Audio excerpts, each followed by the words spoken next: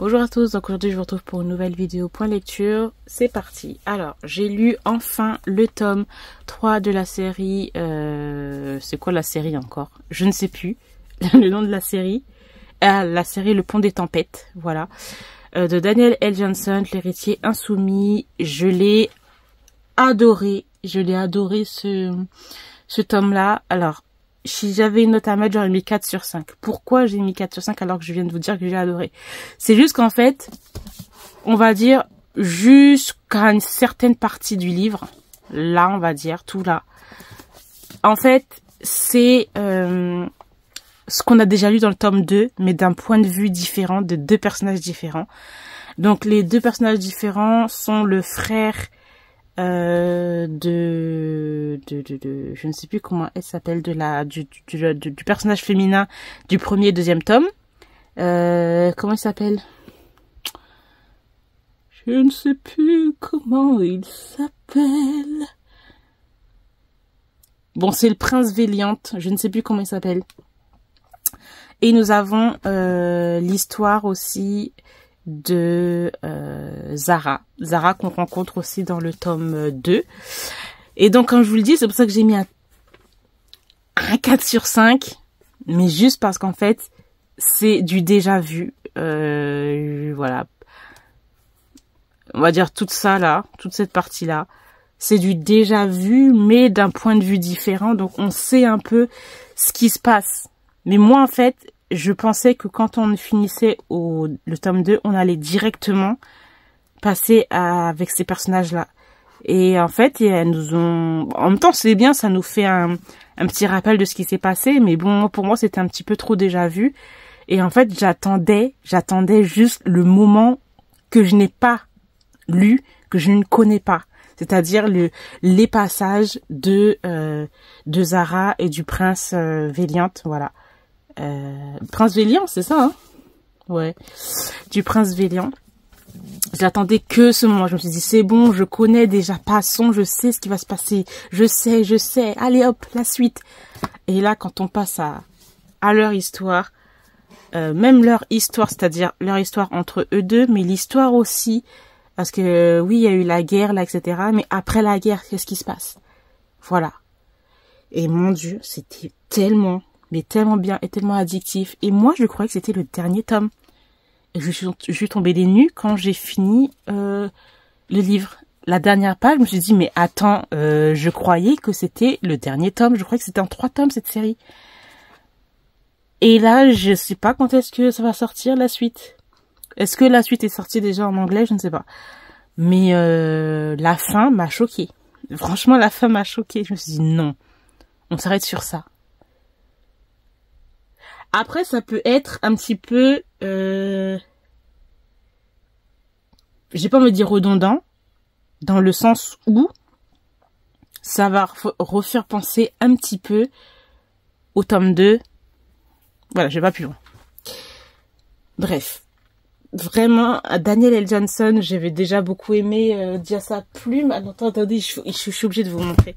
À chaque fois, je vais vous ressortir, quand je suis là, je suis obligée. Je sais pas si ça a été traduit en français, cette histoire. Stolen Songbird. Daniel L. Johnson, elle est vraiment forte, hein, pour ses histoires fantasy, ses univers fantasy et pour ses personnages qui sont très forts. Vraiment, j'aime beaucoup. Voilà. Hop. Ensuite, j'ai lu Une pas si jolie rencontre. Ça, en fait, j'ai voulu le lire tout simplement parce que je le voyais passer beaucoup sur les réseaux sociaux, surtout en romance, etc.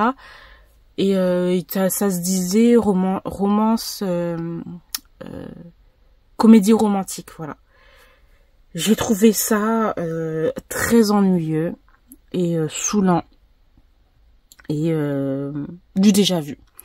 Les tropes, c'est proximité forcée, fake mariage, et je sais plus quoi. En gros, un résumé. Oh, qu'est-ce que j'ai fait à cette figurine? Viens là. En gros, l'histoire. Je vais faire un résumé, mais très rapide, parce que les résumés, je suis hyper nulle. C'est l'histoire d'une jeune femme qui va devoir se faire passer pour la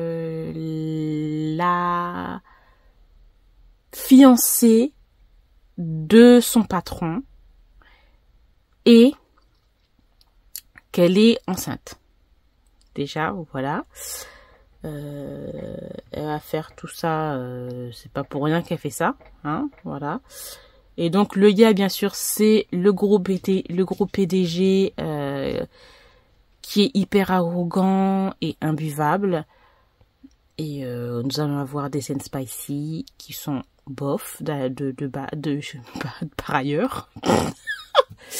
Et voilà, nous allons avoir aussi des quiproquos c'est des quiproquos juste pour un petit peu donner un petit boost au livre, parce que le livre, il y a au moins plus de 400 pages, c'est trop pour moi. Donc voilà, je m'arrêterai là. J'ai comme note, j'ai mis 2 sur 5. Voilà. Et voilà. Ouais.